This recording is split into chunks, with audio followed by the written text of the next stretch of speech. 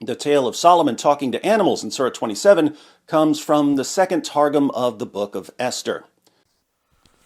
Okay, so I'm gonna make this video as quick as possible, so please excuse the amateur filming of this video. But anyways, David says that the Quran chapter 27 about Solomon speaking to animals is actually plagiarized off the second Targum. Now, I did some research and I found that the second Targum of Esther, or the source that David would say is the Quran copied off or plagiarized off of, came at least 160 years after Islam, or after the Prophet Muhammad's death. According to, one second, let me get the reference here. According to the Jewish Encyclopedia, volume 5, page 234, the second Targum of Esther dates to the year 800, which is at least, or the second Targum of Esther dates to the year 800, so that's at least 160 years, or 170 years after the rise of Islam, or after the Quran was completed. So how can the Prophet Muhammad copy something that came after Islam, after the Quran, after his death? Doesn't make any sense. So we can see that the second Targum of Esther postdates Islam. It doesn't come before the rise of Islam, as there's no evidence for this. And not only that, but a critic of Islam even agrees with this. The critic being N.A. Newman, he doubts whether the Targum predates the Quran. And the source of this, let me get the source of this real quick.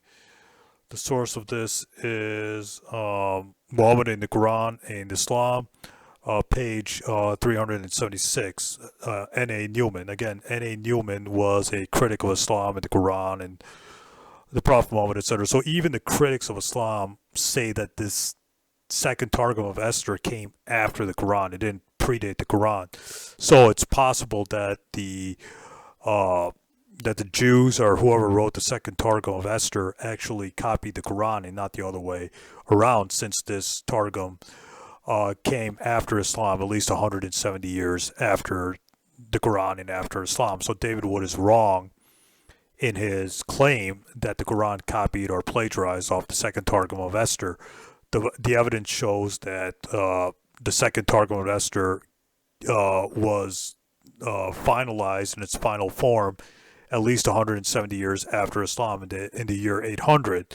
So there's no evidence that that story was circulating in Arabic in Arabia at the time of the Prophet Muhammad. Keep in mind that the Quran chapter 11 verse 49 says that the that the people around the Prophet Muhammad didn't know these stories, these biblical stories.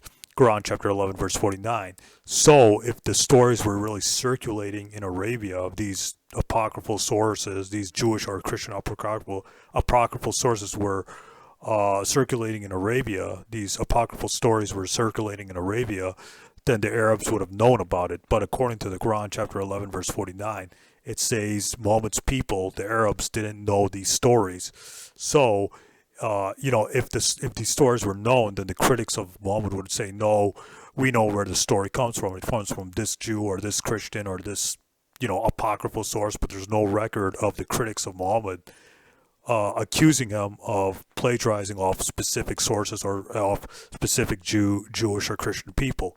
So I think the evidence shows that the Quran didn't copy off any of these apocryphal sources, since there's no evidence that they were circulating in Mecca and Medina, and a lot of these sources post-date Islam. They came after Islam. They didn't predate Islam. In this specific case, the second Targum of Esther, according to the Jewish Encyclopedia, came at least 170 years after the Quran was revealed. So the Prophet Muhammad couldn't plagiarize something that came after his death, that postdates Islam or came after the Quran was revealed. Stay tuned. More videos coming up ahead. Debunking everyone's favorite psychopath, Hammer Time, David Wood.